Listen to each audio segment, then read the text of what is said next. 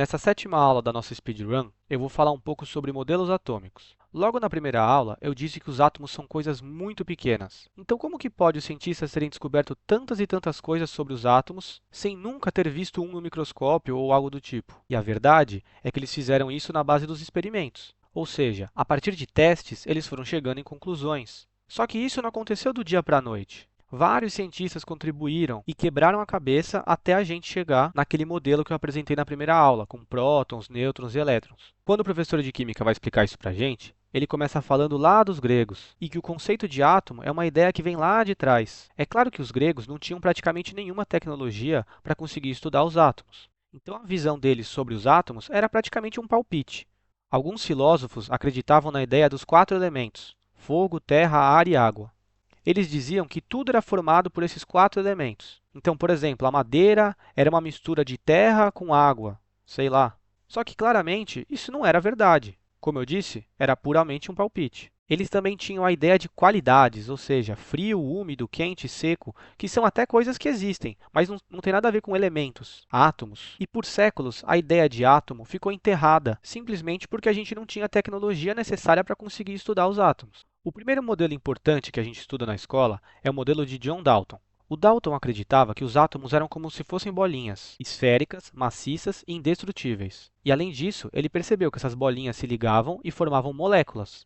Esse modelo é apelidado como o modelo da bola de bilhar, justamente porque uma bola de bilhar é esférica, maciça e bem resistente. Mas quando o modelo de Dalton surgiu, alguns questionamentos começaram a aparecer, como por exemplo, e a luz? A luz é feita de bolinhas também? E os raios, os trovões? Tudo isso é feito de átomos? E os cientistas foram explorando essas dúvidas até descobrir coisas novas e inventarem um próximo modelo. Mais de 100 anos após o modelo de Dalton, com a descoberta dos prótons e dos elétrons, surgiu o primeiro modelo capaz de explicar fenômenos com carga. E esse modelo, inventado por Thomson em 1904, é conhecido como o modelo do pudim de passas, porque para esse modelo, o átomo era uma massa positiva com os elétrons encaixados nela. E aí vem o nome pudim de passas. O pudim seria a massa com carga positiva e as passas seriam os elétrons com carga negativa. Poucos anos depois, Rutherford fez um grande avanço no modelo atômico. Foi ele que finalmente descobriu que o átomo era composto de um núcleo com carga positiva e que os elétrons ficavam ao redor desse núcleo. Outra descoberta importante desse modelo trata a respeito do tamanho do núcleo comparado com a eletrosfera. Os experimentos dele confirmaram que o tamanho da eletrosfera é milhares de vezes maior do que o tamanho do núcleo. Uma possível analogia é a gente imaginar o núcleo como se fosse uma ervilha e a eletrosfera como um estádio de futebol. Então é realmente muito grande a eletrosfera comparada com o núcleo.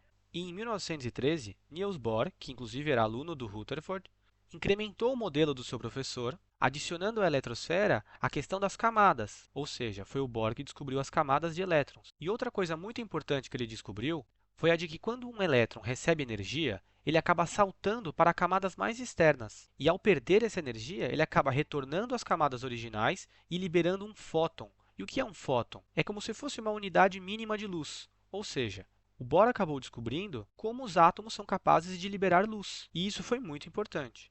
Em 1926, Schrödinger fez importantes experimentos a respeito dos elétrons. O mais importante foi o conceito apresentado por ele de orbital, que são regiões onde os elétrons podem ser encontrados mais facilmente.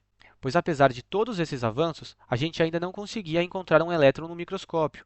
E até hoje, os cientistas estudam a respeito da possibilidade de um elétron estar em dois lugares ao mesmo tempo, coisas bem malucas. Então, a melhor forma de aprender mais sobre esse conteúdo é a gente fazer um monte de exercício. Então, se você quer avançar, pega uma lista de exercícios e sai fazendo um monte, porque esse é o típico conteúdo que você aprende fazendo exercícios, já que não tem cálculos nem raciocínios difíceis, são só descrições. Então, eu peguei um aleatório aqui.